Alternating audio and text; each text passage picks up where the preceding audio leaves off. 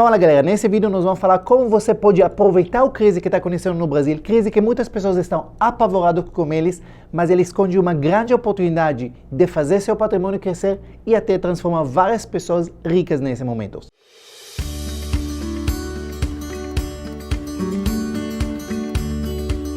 2024 foi um péssimo ano para o Brasil e 2025 pode ser pior ainda. Só para vocês verem, as previsões para 2024 no final de 2023 era totalmente diferente do que está acontecendo. Vamos falar um pouquinho sobre as previsões sobre o dólar. No final de 2023, a previsão do dólar é que ele vai terminar 2024 a 4,70, mas na verdade ele chegou batendo 6,30. Falando sobre a Selic, a previsão para a Selic era fechar 2024 em 9% com tendência de cair mais ainda, mas na verdade ela fechou 2024 em 12,25% com tendência a continuar subindo. A Bolsa do Brasil caiu 8,75% em 2024, fechando por volta de 122 mil pontos, mas no final de 2024 a previsão era fechar entre 142 mil pontos, alguns falaram em 150 mil pontos e até os otimistas falaram em 160 mil pontos, totalmente diferente do que onde nós estamos agora. Fundo imobiliário também desaba, fundos imobiliários tendo o terceiro pior desempenho da história em 2024. Por que isso está acontecendo? Simples, Brasil está sendo dirigida extremamente errada. Brasil arrecada cada vez mais, mas gasta mais ainda.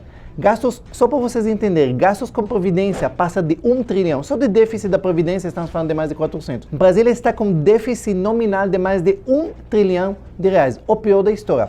E aí, o que acontece? O pior é que o governo tenta ver até onde ele consegue cobrar mais imposto, arrecadar mais, mas aí ele não percebe que ele vai entrar na teoria da curva de Laffer. O que essa teoria fala? Se você veja isso nessa gráfica, a teoria fala o seguinte: o governo sim pode arrecadar cada vez mais e cada vez ter mais dinheiro tirando da população, só que até um certo ponto.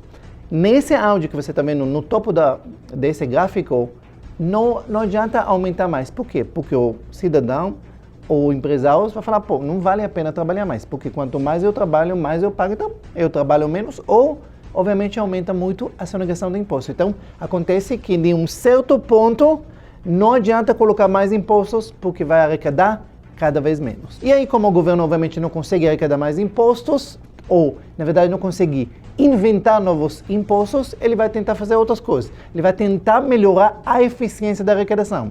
Tentar pegar de quem está pagando pouco ou não está pagando. Aquele famoso medida que era para taxar movimentos acima de 5 mil reais, que foi a maior bagunça no Brasil, é exatamente isso. Isso foi uma das tentativas de arrecadar mais das pessoas. Outra coisa que o governo pode fazer para tentar pegar mais dinheiro, quando ele está desesperado por dinheiro, ele empresta dinheiro no mercado. Como o governo empresta? Simples. O Tesouro Direto faz o quê? Vocês podem ver aqui os títulos. O Tesouro Direto, ele emite títulos de dívidas. Então, quando você investe no Tesouro Direto, você praticamente empresta dinheiro para o governo. Só isso. Então, você empresta dinheiro, o governo te paga juros. Nenhum problema com isso. Mas todos vocês sabem que quando você vai no banco, quanto pior pagador você é no olho do banco, mais juros ele cobra de você. Simples assim. Então, a mesma coisa quando você empresta para o governo. Quanto menos confiança tem no governo, quanto menos eficiente é o governo, quanto mais o governo gasta, quanto mais déficit fiscal ele tem, obviamente todo mundo confia menos. Os investidores, internas, externas, eles confiam menos. Quer dizer o quê? Que eles querem cada vez mais juros. Eles falam, tudo bem, eu te empresto, mas eu quero que você me pague mais, porque não confio muito em você. E a consequência disso é que o governo, ele empresta dinheiro no mercado, mas ele se torna cada vez mais endividado. Por quê? Porque os juros que ele paga em cima desse empréstimo é cada vez mais elevados. E isso sufoca, obviamente, as contas públicas. Por quê? Porque quanto maior a dívida e quanto mais juros ele paga sobre essas dívidas, simplesmente, mais dinheiro que ele arrecada, em vez dele poder, entre aspas, investir ele precisa simplesmente pagar juros.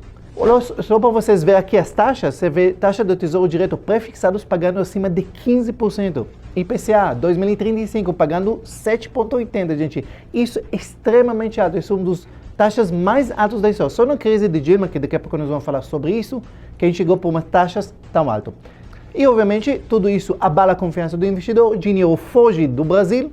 Se o dinheiro sai do Brasil, isso quer dizer que tem menos dólares no Brasil, a lei da oferta e procura quer dizer menos dólares no Brasil, o dólar sobe mais porque tem escassez dele.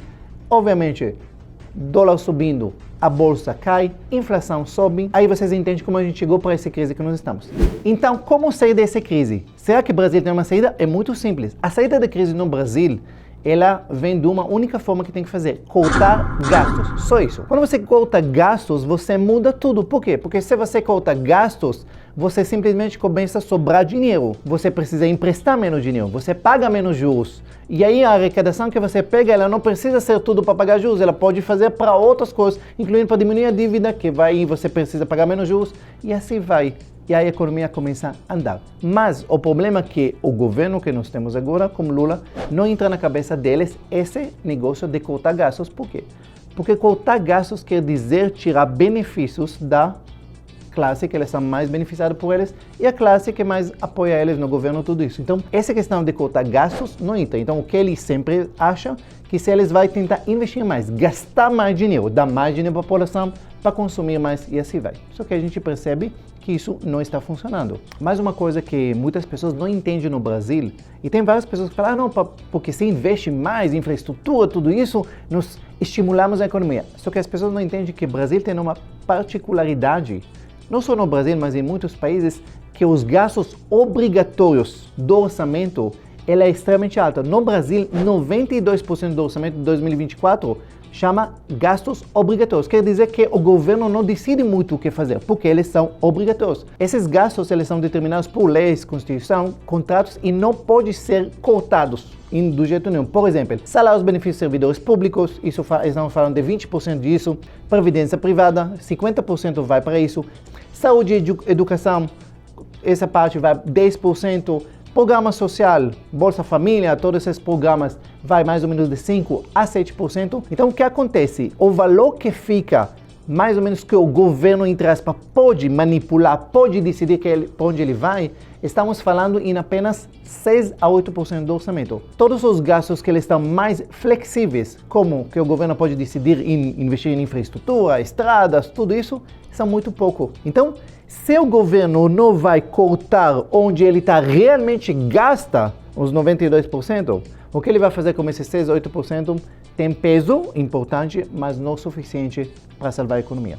Depois que eu falei um pouco sobre a crise no Brasil, todos os indicadores são péssimos, como eu posso falar para vocês que sim, isso é uma grande oportunidade para se tornar rico? Talvez mais oportunidade do que tivemos em outras épocas. E aí vocês vão entender uma coisa. Tem uma frase no mundo do investimento que fala assim: compra o som dos canhões e vende o som dos violinos. O que isso quer dizer? Essa frase quer dizer que, a tradução dela, quando começa a guerra, que é teoricamente o pior momento, é o momento onde você tem que investir dinheiro. E não depois, quando começa a paz, quando está tudo tranquilo. É o melhor momento. E estamos no momento que som dos canhões, todo mundo preocupado, crise, todas as coisas. Eu vou explicar para vocês isso. A primeira premissa que eu quero que vocês entendem, a primeira premissa é que Brasil, eu acredito que Brasil não vai quebrar. Brasil é grande demais, rica demais e tem muitas pessoas que têm interesse que Brasil não vai quebrar. Mesmo que o governo esforça muito para fazer isso. O Brasil, como eu falei para você, é governado por um governo que não tem interesse nenhum e nem entendimento para fazer Brasil crescer. O único objetivo dele é simples, perpetuar no poder. Isso fazendo como? Aumentar a base eleitoral dele, simplesmente Bolsa Família, tudo isso, e a base de apoio através de emendas, base de apoio dele, só isso, mais nada. Porém, eu também acredito que no Brasil tem também, por trás do governo, por trás da economia, tem muitas empresas muito grandes, muitos bancos, que talvez eles ganhem na crise, mas eles não querem permitir que o Brasil quebre de vez, porque aí ninguém ganha nesse formato. E se você está muito preocupado com a crise que estamos passando agora, que pensa que é o fim do mundo, deixa eu lembrar para vocês uma época não muito longe, época da Dilma. Vocês lembram que na época da Dilma, em 2015, tinha recessão de 3,8%, quer dizer, PIB caindo. 2016, mais 3,3%, 2 anos seguidos de retração na economia. Inflação, naquela época, 2015, estamos falando de inflação que era de 10,67%. A meta era 6,5% naquela época. E 2016, 6,29%, continuar acima da meta.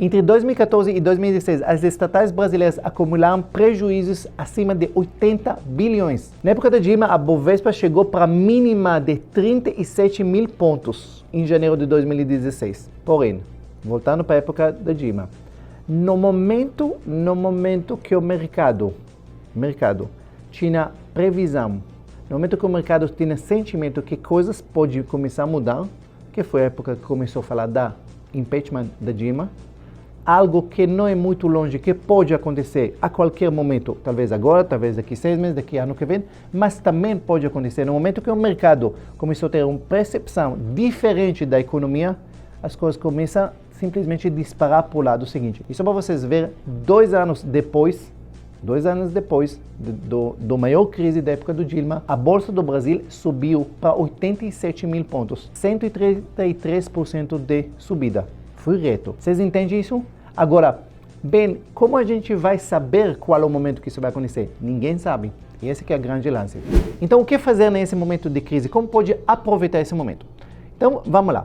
Primeira coisa, viver corretamente. Viver corretamente é importante em qualquer época, mas em épocas de crise, quando eu falo viver corretamente, viver num padrão de vida certo, é 10 vezes mais importante. Isso não é uma época agora para inventar uma reforma na sua casa, se você não tem dinheiro. Isso não é uma época para comprar coisas financiadas, para usar juros bancários. Não. Essa é a época para focar em viver no padrão de vida correto, sobrar cada vez mais dinheiro, investir corretamente esse dinheiro, preferência encontrar outras fontes de renda. Eu ia falar fontes de rendas dolarizadas, mas eu sei que para a maior parte das pessoas isso é uma coisa muito inviável. Então, encontrar outras fontes de renda quer dizer que em épocas de crise você não depende única do seu emprego, do seu negócio, você tem outras fontes. Quando a gente fala de investimentos, seguir minha filosofia de carteira de investimento diversificada, investindo em 3 ativos que são extremamente correlacionados entre eles. Como eu faço isso? Simplesmente assim. Sempre minha carteira, essa é a carteira que eu sempre ensino, essa é a carteira que eu invisto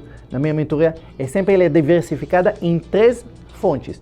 Renda variável brasileira, renda fixa brasileira, obviamente no Brasil, e renda variável exterior, quer dizer parte dolarizados. Os 3. E quando eu diversifico os 3 e balanceio os 3, quer dizer que eu estou sempre posicionados e sempre comprando ativos que estão mais desvalorizados naquele momento, naquele mês.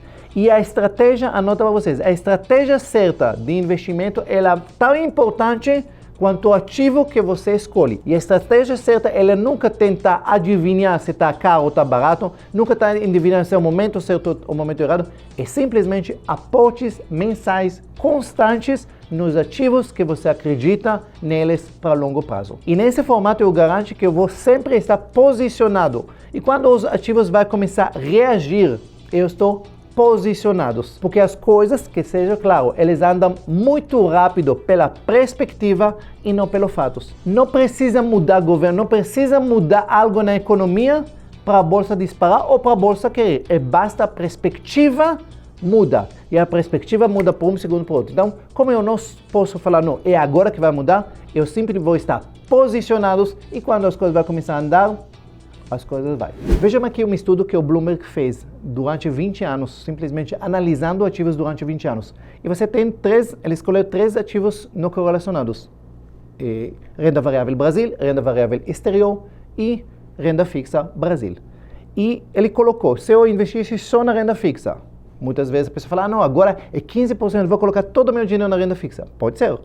Outra pessoa, não, a bolsa do Brasil está muito barata, agora eu só vou comprar a bolsa e assim vai.